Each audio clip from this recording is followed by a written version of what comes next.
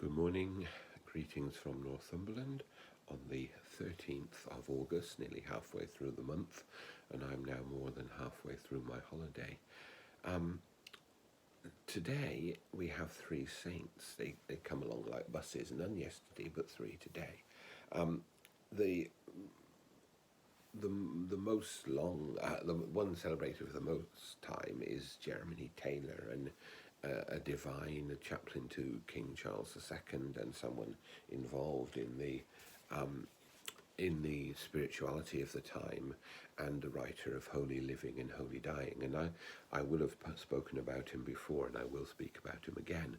But today I want to think about the other two, who are 19th century figures, one of whom will be very well known to you, and the other may not be.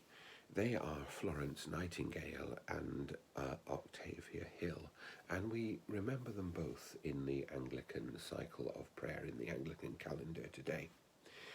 Florence Nightingale realised from a very early age that she had a vocation to be a nurse, and she began to train, and then because of connections, good connections, she was able, when she was in her 30s, to travel to the Crimea, to the war there, with a group of nurses, where she transformed the care of soldiers.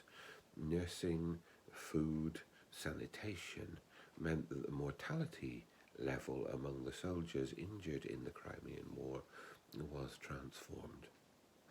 And that made her famous as the lady with the lamp going round and checking the wards every night. But it also gave her an impetus to start proper nurse training in the UK and to develop as she saw it, the vocation of nursing through the coming years. She worked so hard that she became an invalid, and by the time she died in 1910, though she was 90, she had been very frail for quite a long time.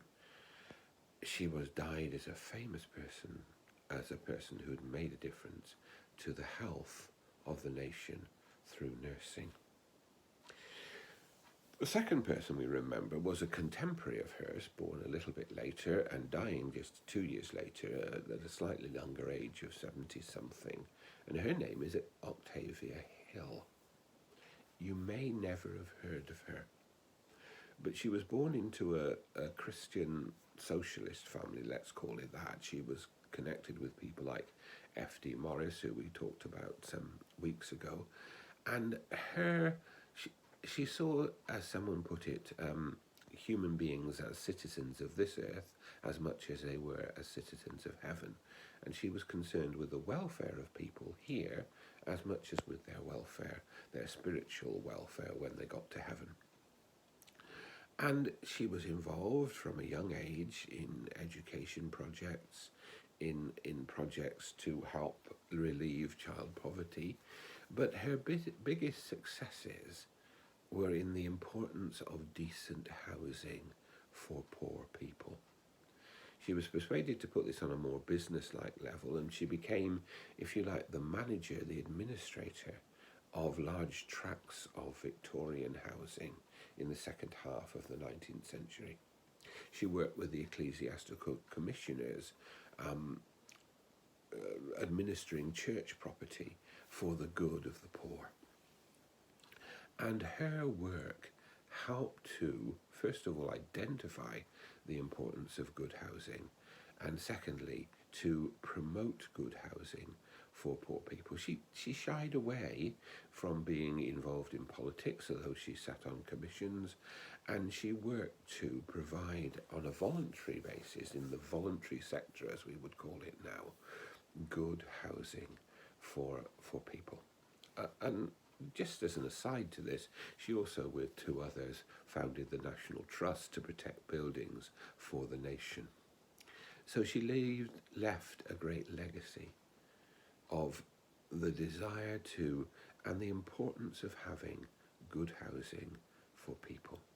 It's very interesting, isn't it, that in these times of COVID, whether it's in the UK or throughout the world, healthcare and housing are still seen to be the factors that make a difference. overcrowded housing, poor housing, leads to extra cases of COVID. Poor healthcare means that those cases are not treated. That's a universal discovery or rediscovery in our age.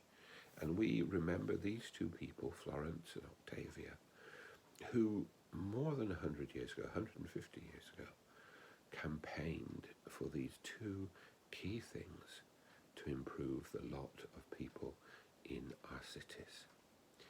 May we always remember the need to have regard for those who are much less well off than ourselves. And may God bless us today.